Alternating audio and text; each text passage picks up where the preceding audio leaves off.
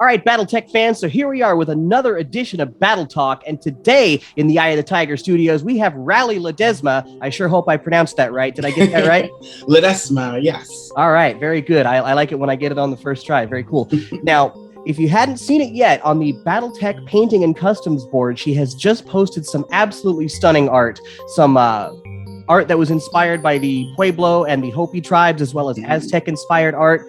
And this stuff just blew me away, y'all. Like, I haven't seen anything like this ever. And I've been doing Battletech for 26 years at this point. So trust me when I see new stuff, that's fairly crazy for me because I'm just so used to seeing everything that nothing is new to me anymore. So it was really cool to see something that I'm like, wow, that's fresh, that's new. Like I hadn't seen that before. So that was the big reason I wanted to have you on, is because I was just like, man, you don't see stuff like that so often. So I'm going to put that stuff up here on the screen in just a little bit through the magic and wonder of editing and stuff like that. But let's talk about that. Exactly what was your inspiration behind creating these pieces, and what did you hope to achieve by doing it? Well, it was really more of just when I got back into the Battletech fandom just a few months ago, actually, after being a fan like 20 years ago, I kept running into this. Every culture is represented in Battletech across this entire vast inner sphere, and whenever I kind of dug into it a little bit more, there just was all the details kind of stopped after the very beginning. So I just kind of took it upon myself to kind of fill in the blanks, and this is what came out. I love seeing stuff like that. One of the things I often tell folks about Battletech is Battletech can be anything you want it to be. It can be gladiators, it can be comic books, it can be video games, it can be whatever you need for it to be at that time. And I love the fact that there's so many folks out there who are taking that sandbox and saying, okay, I want to make my own, crazy creation. I want to make my own thing that is unique out there in the world. So you're a big Clan Coyote fan, is that correct? Oh yeah. Tell me why Clan Coyote? Well, they're supposed to be kind of like the inheritors of all of this Native American culture.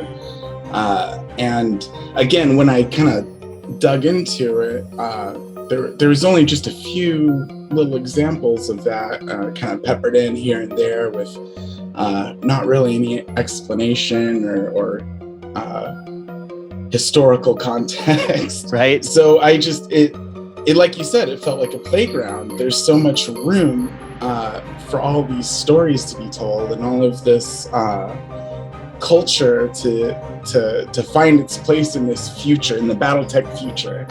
And that's just, it's super fun for me. I like to see, what if, in this future, there's a planet of people that carry these traditions and thrive in this gigantic, they've found their niche, and we're able to kind of carry it into the Battletech universe. I love that.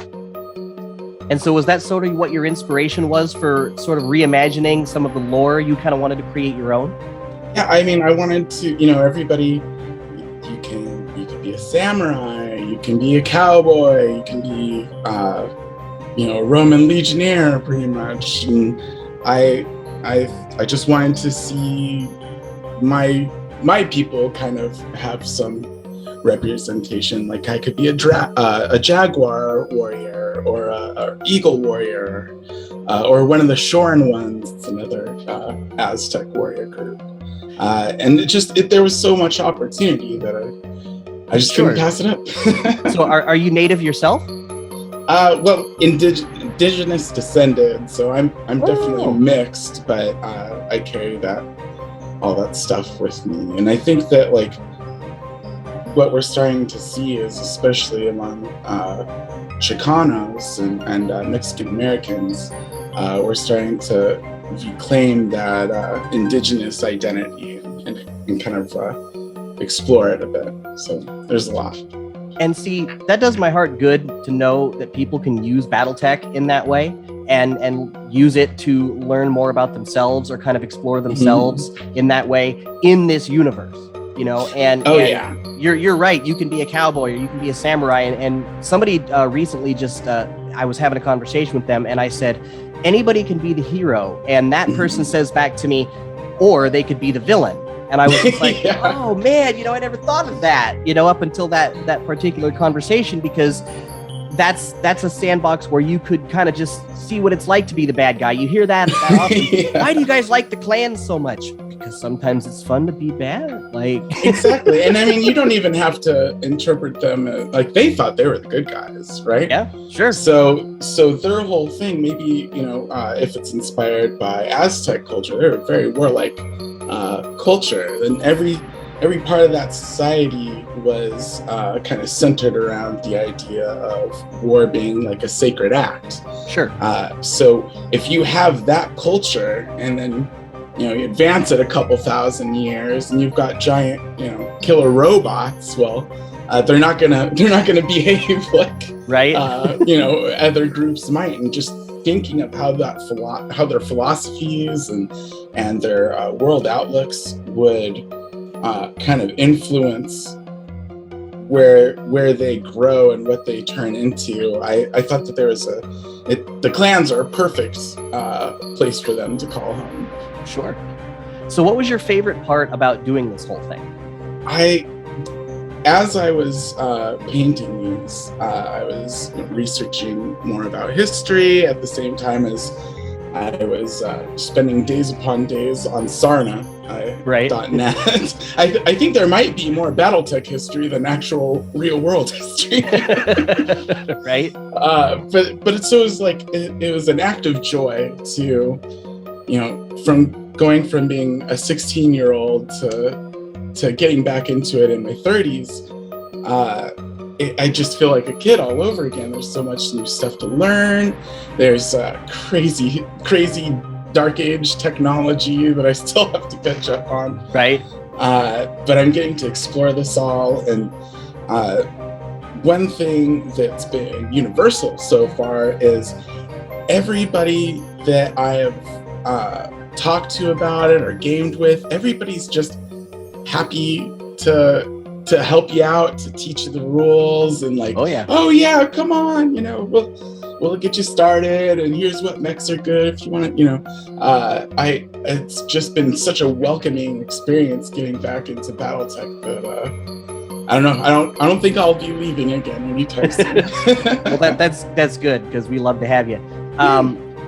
You mentioned being 16 and kind of starting out there, and that's kind of close to my heart because I started when I was 13. So I mean, we're pretty close there. The only difference is I've just kind of, this has been my one-arm man or my series arc pretty much since I was a kid. If it's a phase, I'm taking a long time to grow out of it. But but what brought you to Battletech at that age? Like what made you go, this is it? Like I gotta be a part of this. So it's kind of bizarre. When I was in high school and middle school, I got in trouble all the time for reading sci-fi books during class. Sure. So I learned about Stackpool and Peter F. Hamilton and all these other names who were making this awesome sci-fi, and I just devoured it constantly. And eventually, you know, I picked up one of those Battletech books, like, oh wow, it's got a cool robot on the cover, and it was all downhill from there. Right. I had one Battletech miniature that I could call my own. It was Old Metal Rifleman. Oh, nice. And I paint, I spent so much time as a little kid trying to paint it up, and I'm sure it looked terrible. But it had a place of pride right on top of my desk. See, I think those old miniatures that we like to say, oh, you know, that was an awful paint job or something like that. Like, maybe it is, maybe it ain't. But I really feel like those miniatures are very much evocative of the spirit that we wanted to put into the game when we were that age. And it definitely had that passion. It definitely had that love. It definitely had that feel where you were just like, I have put a lot of time and effort into this thing. So no matter how anyone says it is, it's like Mr. Rogers says, it feels good to have made something. Exactly. And that there's so much of that in the hobby aspect. Like the Battletech fans have been super accepting and welcoming. But then that carries over into kind of like the hobby culture that goes with it, where everybody's just helping everybody else out. And they're like, oh, if you want to try this technique, or sharing tutorials. And I honestly have never seen a negative response on the Battletech painting and customs group. It's just everybody's there just to have fun, and I really love that. Oh yeah, it's absolutely one of the best groups insofar as Battletech goes that I've ever been a part of. Speaking of techniques, let's talk a little bit about that. What techniques, what kind of paints did you use to pull this stuff off? Did you use contrast? Was there any particular technique that you employed? Well, it's sort of a mix of all the things that I've gathered over the last 20 years. So there's the GW contrast paints were a game changer. That's 3 layers of paint and 1 brush stroke, basically. Right. That's that changed the game for me. That was why I've got all these finished miniatures back there. So like I'm combining that with just very simple dry brushing, layering techniques. I'm mixing paints to get the highlights and shadows. I usually use Vallejo paints and model colors, but I've got some GW mixed in. It's we kind of have a community pile of paint amongst my friends, so we've always got the right color. See, and I like the contrast paints. A lot of folks have said in the past, oh, this is great for beginners or things like that. But at the same time, I'm like, I don't necessarily think it's just for beginners. I don't think that you have to just be starting out to use them. I've been painting for I don't know how long, and I still use them to great effect, at least effect that I'm happy with. Oh yeah, I mean, if they're great for beginners, then imagine how good they are with a pro or something like that. It's not a crutch or an easy way out. It's a brilliant tool that we can all use, and it's good as an ink. It's good as like a wash, and even if you're just doing a single layer above the primer, I mean, that looks awesome. See, I've found that it's really good, like, for example, for cockpits, I'll do like a really light, like canary yellow. You might recognize that from Vallejo. And then all I'll do is just drop a dab of that Ian and yellow contrast paint over the top. The cockpit looks like it's glowing. I had to do any work. And that's exactly what I do. I think it's Aethermatic blue of the contrast paints, and I just do a little dot in there, and it fills it in perfectly, and it looks, like you said, like it's glowing. I love that. And see, I always say you got to work smarter, not harder. So like, I didn't have to do any work. I was like, wow, this thing looks amazing. You're gonna be good. Yeah, the rest of my gaming life has been filled with half-painted models, and 2 of the guys in a squad are done, and the rest of them are bare plastic. So having those, that very quick technique with the contrast paints, even with my ADD, I can actually get a lot of it done. Right on. See, and I feel like that's going to bring more people to painting, and I feel like it's going to take away some of that stress that people are like, oh God, I got to get it. Yeah. And it'll make it a lot easier and a lot more welcoming for them. And a little democratic. Yeah. So we want it to be accessible, right? We want the hobby to thrive. And I'm personally okay if somebody never wants to paint anything. If they're just like, gray plastic all day, hey, cool. That's fine, as long as you were talking about that earlier. As long as you're here to play, that doesn't bother me none, whatsoever. But if it does bring somebody that was initially trepidatious about painting into the hobby, I think overall that's a good thing, and you can't really go wrong there. Yeah, and as far as taking unpainted stuff to the table, I've never heard someone like, oh, well, you can't. That's a Warhammer thing. I didn't want to say it, but well, you can say that here. That's how we do. Yeah, it's a lot more positive of a community, and it's natural that people would want to jump ship to us, I guess. So how do you feel about that whole thing that's going on right now? I don't know how much reading or research you've done into it, but and I haven't necessarily really seen a lot of evidence that it's happening, except to hear people talk about it happening. But supposedly a bunch of people are coming over from 40K, and how do you feel about that? Well, I back in the day, about 6-7 years ago, I used to work for an online hobby retailer miniature market. Okay. And so I have the pleasure of working with GW on the business side. And I can tell you right now, all those things, GW does not care about you or your fan stuff. They see this. Yep. And whereas Battletech, I just see all of these fan creations, and that seems to be like an integral part of it. You've got even down to like mercenary companies, where there's just so much individuality, and you can customize your mech and do all this crazy cool stuff that just isn't possible in any game I've ever played. See, and that's one of the things I like is I've noticed, and I tell folks this all the time, in 40K, you've got a squad of guys, or you've got a platoon or whatever, but you're not in there. That's just the squad. Whereas Battletech, and you can take this for the stuff that you've created as well, you can say, this is, a little bit of me that is going into this thing right here, whatever that is, that mech, or that game, or that story that you're writing, or whatever it is. It's part of you that goes into it. And so it's intensely personal for that reason. Oh yeah. I mean, you keep to imagine yourself in the mech, right, charging into the front lines of the enemy, and it's glorious. There's no other word for that.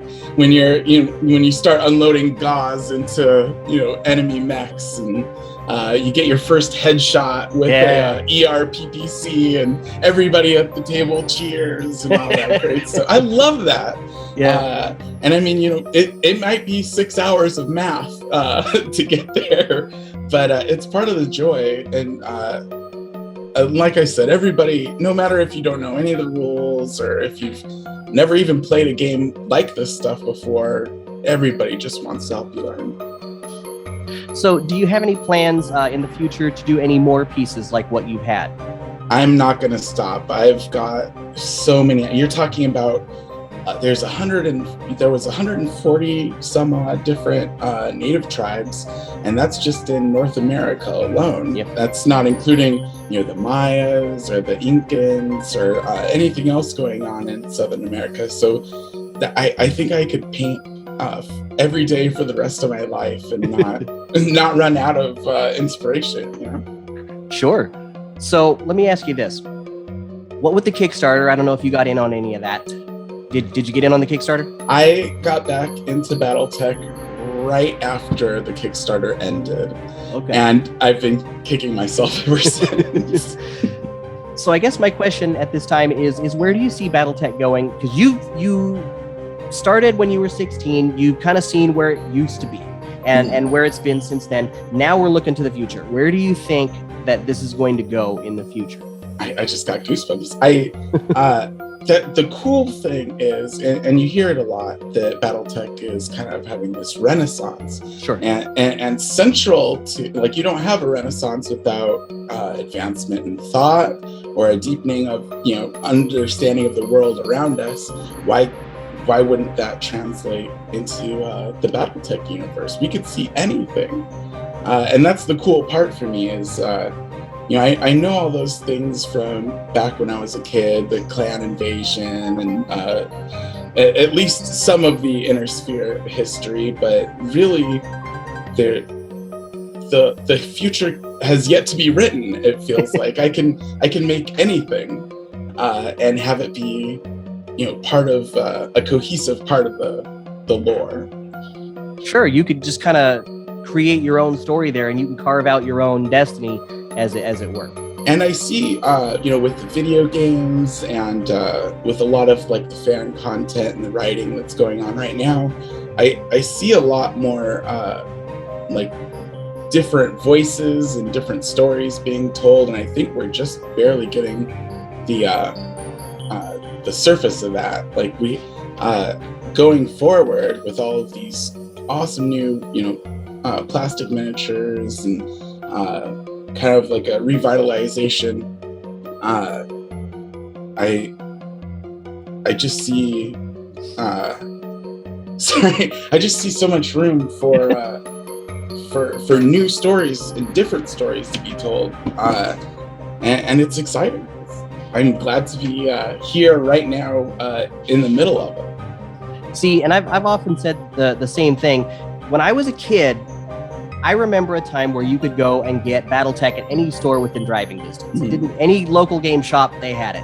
Oh, yeah. And I used to think, I mean, for the longest time, that was the best time to get in. And, well, you'll never see another period like that, blah, blah, blah. But lately, what we've got going on here, the cultural resurgence, the Renaissance, as you put it, I feel like this is probably the single best time. Like, if anybody was going to either get back or get into it now, like, I can't think of a better time. We've got Wave 2 coming in any day now. I'm super excited. But since we're on the cusp of all this new story and we're getting all of these new miniatures in, yeah, this is the time. If you were, interested in it back when you were a kid, then you're going to be in a candy store like me, trying to figure out, all the history you missed, but like everybody's going to be there to help you out and get you back into the hobby. And it's also kind of an unprecedented time for fans because we have the new Shrapnel fan magazine. I don't know if you've read any of it. Have you had a chance to read any of it? I haven't had a chance to read any of it yet, but it is definitely on my list. The neat thing about it is fans are getting published now. When I was a kid, it used to just be you had Michael Stackpole or, you had Blaine Lee Pardoe. You had those guys. And there was a team of guys and people that did it. But that was it. And if you wrote your own stories, your friends would just be like, haha, yeah, cool. And that'd be the end of it. But, now there are fans who are writing and they're submitting and they're getting paid for their work. Wow. They're getting paid. It's $350, I think, if you get published. I can't. There's a word like you get paid by the word, and you have to have so many words. I can't remember it, but that sounds awesome. The only reason I haven't submitted is they said they didn't want battle reports, and I'm like, well, since I was 15, that's all I've ever, Yeah. I think that beyond even just the traditional, slug amounts with the battle mechs. You've got all of these different perspectives, how does infantry feel in a era of these giant 100-ton killing machines? It's got to be a completely different story if you tell it from that perspective or that of a civilian or something like that. There's just so much potential.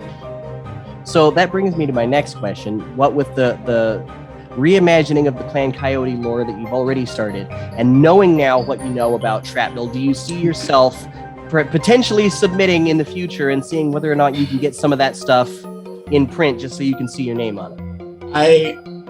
That would be 16-year-old Rally is going ah! Right. Yes, I mean I would love to be a part of the Battletech universe, to make my mark or to help advance the lore in some way. It'd be a lifelong dream, right? Pretty much. And I'm definitely going to be looking into it now that you told me about it, because that's amazing. When I got back in, I was reading through forums trying to figure out how do you try and submit work, and Battle Corps, I think, was the old way to do it. And I believe so. The website, when I looked, just kind of redirected you back to Catalyst. So knowing that, yeah, I'm definitely going to be looking into it. Fantastic. That means, folks, you never know what you're going to see in the next episode of Shrapnel, so you're going to check that guy out. I mean, like I said, I'm not going to stop painting, and along with the pictures and things are all those short stories and blurbs and descriptions that I've been doing. Right now, I am going through the Warning Clans handbook and going line by line and kind of recreating the Coyote Clan entry in that book. So that's going to take me a while, but as I do, I'll be posting more content and mechs and paintings and drawings and stuff. Fantastic. So, okay, let me ask you this. You said you were in it for a while, then you had a little bit of break, and you came back. What is it that brought you back into the fold? I started seeing all those pictures of plastic mechs, and just, There's a lot of Iron Wind medals that I absolutely love, but a lot of them are dated too. So to see a whole new kind of take on all of these cool mechs that I grew up with as a kid, and now they're more realistic. They kind of grew up with us, in a way. All those designs. So it seemed perfect for me to just that was the time to get back in, and now I've bought every single box I could get my hands on. See, I grew up with the Unseens. I don't know if you did or not, but yeah, and that was the that little rifleman that I started out with, was the Unseen version. And I remember for the longest time, and it's so funny to me that I went through this period as a young adult rather than as an older adult. But as a younger adult, I was like, no, don't. I hate these redesigns, like the Unseens, like, oh, I hate them. I just want my own. And now I often say it's like that episode of Futurama where it's like, I love the new 1X robot. That's where I'm at now. I'm like, I love these new designs. Oh, they're so cool. They're so competently done. Who are the artists that are behind all of that? Just did an amazing job reimagining all that stuff, along with MechWarrior Online, all the games. Sure. I think those games, MechWarrior Online and things like that, helped kind of spur that on and say, hey, there is room for this to be done in such a way that is not heinous. I still do not like the Reseen Warhammer, the Reseen Marauder. I'm like, no. I do have one of the new stuff. Yes. Yeah, I do have one of the Reseen Rifleman, the 7M, I believe it is. Yep. And the rotary autocannons. Yeah, it looks okay. but the new stuff that I've seen is just on a whole different level. And I think that there's something to be said there. It carried the torch for the longest time, and that's kind of...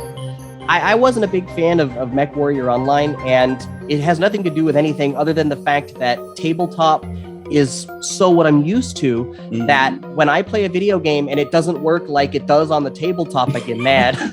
Yeah, I've seen that a lot. So for me, it was the opposite. When I was little, I couldn't find anyone that was into Battletech. It was just little Mexican Rally by herself, painting the rifleman over and over. But now, 20 years later, I'm actually getting to play for the first time and seeing how different it is than the video game. So it's definitely been a learning process.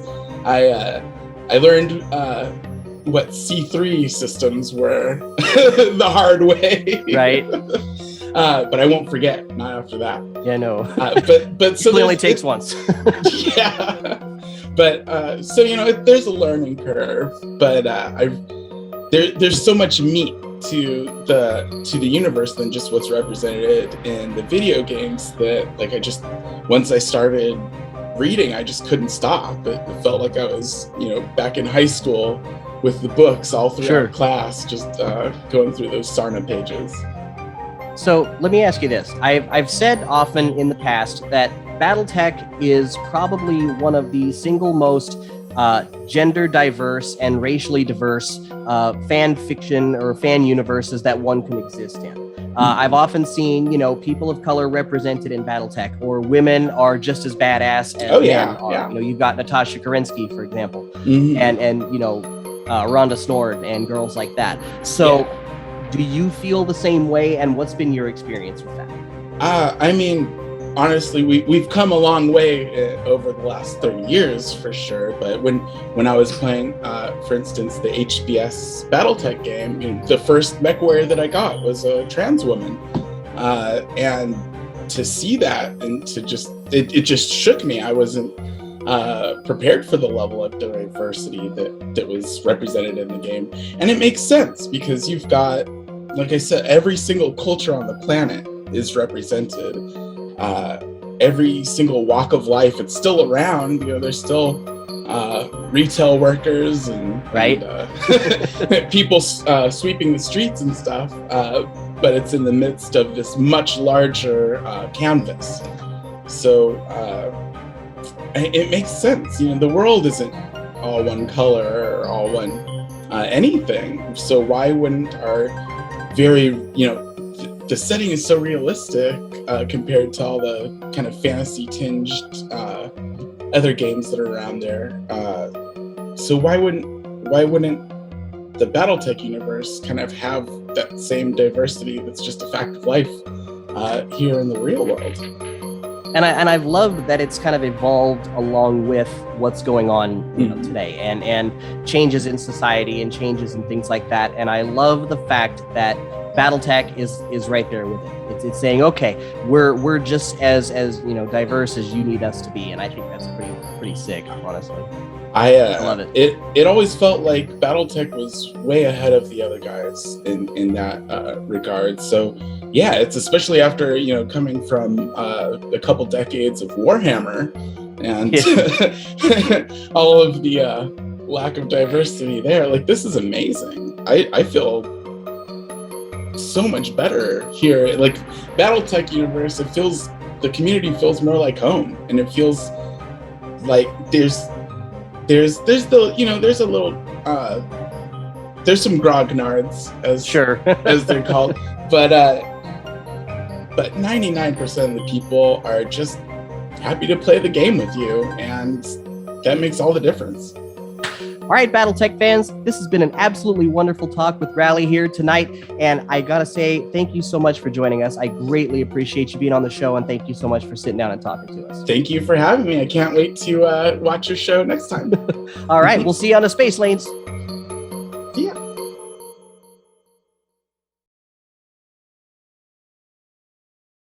Your ideas are intriguing to me, and I wish to subscribe to your newsletter. Crowdfunding is when lots of people give you small amounts of money to help your passion project come to life.